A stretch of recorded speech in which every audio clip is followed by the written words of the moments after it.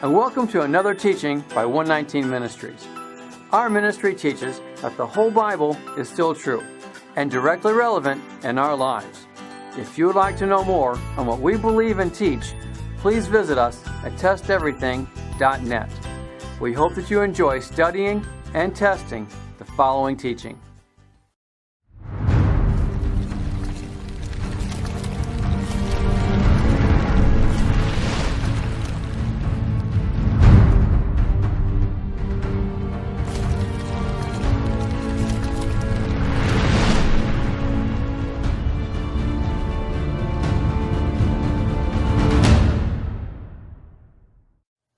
There was a movie that came out in the early 80s all about the Ark of the Covenant. Though it was a Hollywood story about governments looking for the Ark, it truly sparked interest on the whereabouts of just where the Ark of God truly is. Since its disappearance from the biblical narrative, there have been numerous claims of having discovered it. Some claim to actually having possession of the Ark. All the while, several other possible places have been suggested for where its location is at today. These all include Ethiopia, South Africa, Europe, Ireland, and even under Golgotha, where Yeshua was crucified. Some even suggest under the Temple Mount. There has been evidence to point toward Mount Nebo as well.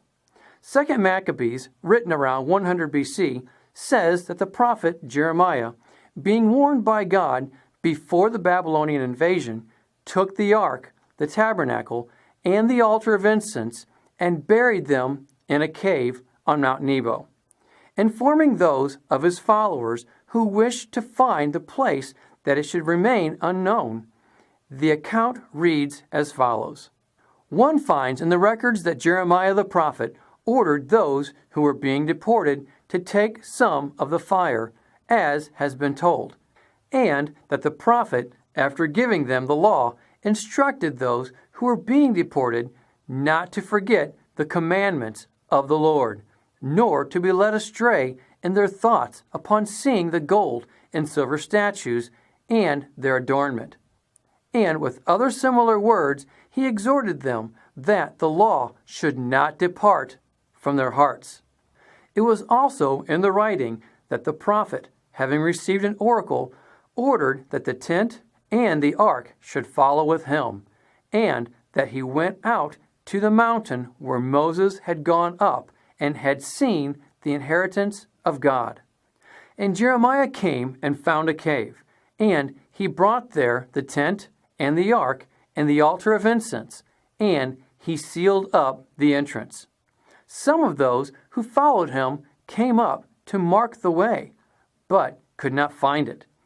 When Jeremiah learned of it, he rebuked them and declared, "The place shall be unknown until God gathers his people together again and shows his mercy." The last line, "The place shall be unknown until God gathers his people together again and shows his mercy," indeed seems to imply that of the millennium. As verse 4 mentioned, Mount Nebo, also described in Deuteronomy 34, is the site from which Moses viewed the Promised Land. It's approximately 30 miles east of Jerusalem, near the east bank of the Jordan River. For more information regarding this understanding, please consider going to copper-scroll-project.com. Jim Bartfield and his team presents information that you might find interesting as we have. Many say that the ark was taken up to heaven, as it is referred to in Revelation chapter 11. Verse 19, "Then God's temple in heaven was opened, and within his temple was seen the ark of his covenant. And there came flashes of lightning, rumblings, peals of thunder, an earthquake, and a great hailstorm. However, we know that everything made on the earth regarding the tent of meeting and the temple was simply a copy from that which is in heaven. Compare Hebrews chapter 8. They serve at a sanctuary that is a copy and shadow of what is in heaven. This is why Moses was warned when he was about to build the tabernacle. See to it that you make everything according to the pattern shown you on the mountain. Also, Hebrews chapter 9, verse 24. For Christ did not enter a man-made sanctuary. That was only a copy of the true one. He entered heaven itself, now to appear for us in God's presence. So, it would seem that the ark referred to in Revelation was simply the original in heaven from that which Moses made the copy for the temple on earth. It was most likely not the ark that was made for the temple on earth that the Babylonians eventually invaded. But, in all honesty, this teaching is not about where the ark is, but where it wasn't.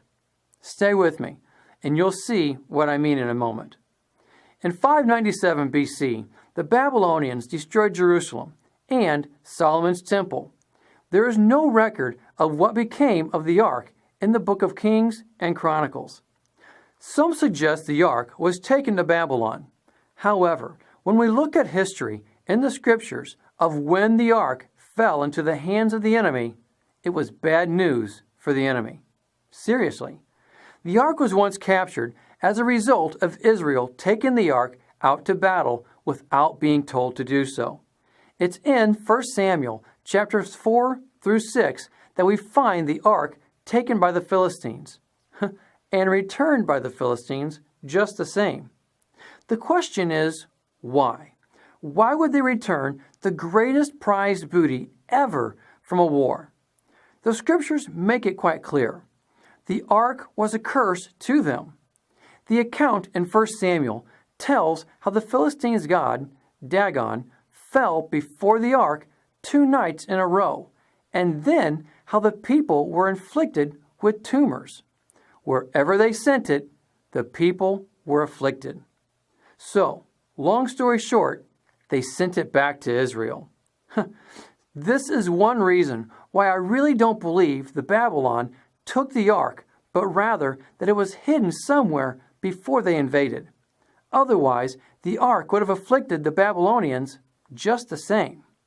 However, whether the Babylonians took it or not, the bottom line was that the ark was gone. As mentioned earlier, according to 2 Maccabees, the records show that it was the prophet Jeremiah who gave orders that the tent of meeting and the ark should go with him. He went away to the mountain from which Moses saw God's promised land. When he reached the mountain, Jeremiah found a cave dwelling. He carried the tent, the ark, and the incense altar into it, then blocked up the entrance. Now, whether one wants to hold to this account in 2 Maccabees being true or not is truly no matter. The bottom line is that the ark was taken somewhere, and it has never returned since. This is huge, because that means that the ark was not present in the Second Temple. Let's think about this for a minute. This means that elements of the law pertaining to the ark could not be followed at the time of the Second Temple, the very temple where Yeshua himself walked. So, was it truly considered the house of God without the ark? Of course. Consider what Yahweh says of the Second Temple. Haggai chapter 2. The glory of this present house will be greater than the glory of the former house, says Yahweh Almighty. And in this place I will grant peace, declares Yahweh Almighty. And consider the words of Yeshua, John chapter 2. To those who sold doves, he said, "Get these out of here. How dare you turn my Father's house into a market?" So, it was still the house of God. When Pompey conquered Jerusalem, he supposedly had entered into the temple to examine what the Jews worship. Most people in the ancient world believed in many different gods, but when Pompey entered into the Holy of Holies in the temple, he didn't see any statues or pictures. All he supposedly saw was a scroll with writing, and he was greatly puzzled. He just couldn't understand how these people could worship one God that they couldn't even see. He then ordered the city and the temple to be restored. But again, if this account of Pompeii is true, it only confirms that there was no ark in the second temple. Thus, the Holy of Holies in the second temple was an empty chamber. It did not contain the Ark of the Covenant. Where was it? Not in the temple, that's for sure. It was never mentioned in Ezra or Nehemiah in the return of the southern kingdom to Jerusalem and the rebuilding of the walls or the temple. Something else to consider is the book of Hebrews. It is believed that this book was written before the destruction of Jerusalem in 70 AD. That being said, please consider Hebrews chapter 9. Behind the second curtain was a room called the Most Holy Place, which had the golden altar of incense and the gold-covered Ark of the Covenant. This ark contained the gold jar of manna, Aaron's staff that had budded, and the stone tablets of the covenant. Now then, notice verse 4, which had. It doesn't say which has, meaning what? The second temple didn't have the Ark of the Covenant. It was past tense. Many would say that this would just mean that the book of Hebrews was just written afterwards then. However, this cannot be the case. Consider Hebrews chapter 8. The point of what we are saying is this. We do have such a high priest who sat down at the right hand of the throne of the majesty in heaven, and who serves in a sanctuary, the true tabernacle set up by the Lord, not by man. Every high priest is appointed to offer both gifts and sacrifices, and so it was necessary for this one also to have something to offer. If he were on earth, he would not be a priest, for there are already men who offer the gifts prescribed by the law. They serve at a sanctuary that is a copy and shadow of what is in heaven. This is why Moses was warned when he was about to build a tabernacle. See to it that you make everything according to the pattern shown you on the mountain. See the present tense? The temple was still up, and the priesthood was still serving in the temple at the time of the writing of this book. Yet the Holy of Holies was truly missing the Ark of the Covenant. So, did they still pursue the law without it? Yes, indeed they did. Even in the time of Yeshua. That's right, the Ark of the Covenant was not in the temple during the days of Yeshua. What does this tell us? It tells us that you can pursue the law without having everything required by the law. Did you hear that? Even in the days of Yeshua, they did not have the Ark of the Covenant. Yet, Yeshua still preached and obeyed the law. Again, what does this tell us? It tells us that you don't have to have every article of the temple to pursue the law. We are to follow that which we are able to follow. When someone says that we can't obey the law today because we don't have everything needed for it, all I say is, neither did Yeshua, but that didn't stop him. Whatever one may be missing by what is required by the law, it simply means that you can't pursue that element of the law. That's it. It doesn't do away with the law as a whole. It simply means you can't observe that particular element of the Torah. For example, if there was a speed limit of 55 miles per hour on a road next to a dam, one has to obey it. But if the dam breaks and washes out the road, can you observe that speed limit? Of course not. The road is gone. But does that mean that we no longer have to stop at stop signs, adhere to traffic lights, or observe other speed limits while behind the wheel of a vehicle driving elsewhere? Of course not. We still adhere to them. However, once the road is rebuilt, the law will apply to that road again. The same is true regarding the elements of the law that require the temple, the priests, and everything that applies accordingly. The law still exists for us to obey, but those particular elements regarding the priests or the temple cannot be obeyed until the restoration of all things. And that day will indeed come, just as Isaiah chapter 2 and Micah chapter 4 says. Many peoples will come and say, "Come, let us go to the mountain of the Lord, to the house of the God of Jacob. He will teach us his ways, so that we may walk in his paths. The law will go out from Zion, the word of Yahweh from Jerusalem." But until that day comes, we do our best to pursue obedience to all that we have the ability to. So we truly see that the mere fact of the Ark of the Covenant not being in the temple during the days of Yeshua truly shows that there is no excuse for any of us to say that we can't pursue obedience to the law.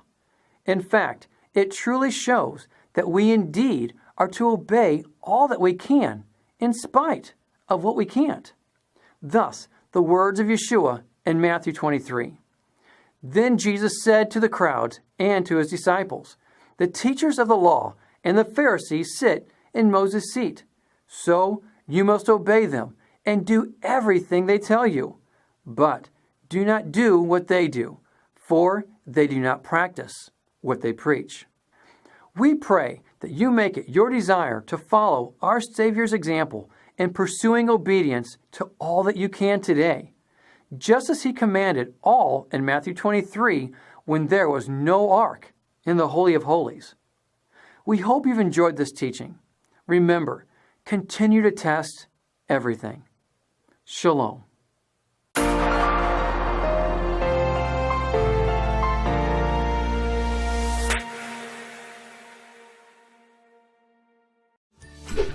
$119 Ministries is now available on Roku, Apple TV, Google TV, Xbox Live, and more.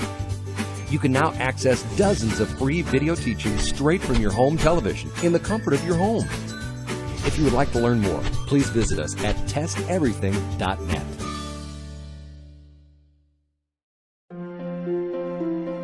It is because of you, our generous supporters, who make it possible to offer these high-quality teachings completely free of charge. If you feel led to support 119 Ministries so that we can continue this effort, please visit testeverything.net and click on the Support 119 tab. Learn how you can partner with us to take the whole Word of God to the nations.